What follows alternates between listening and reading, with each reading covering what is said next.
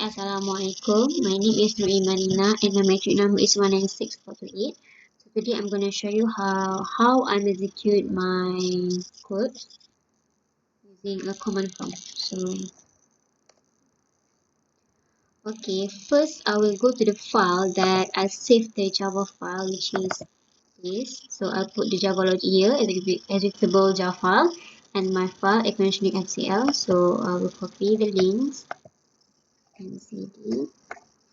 So we already entered the file, and then this is the coding that will be run the file.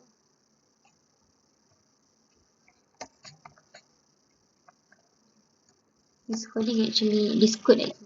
command actually, I google it.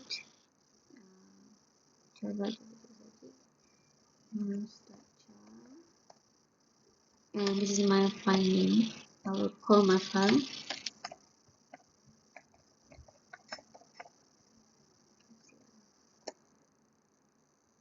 Okay, so this is the result.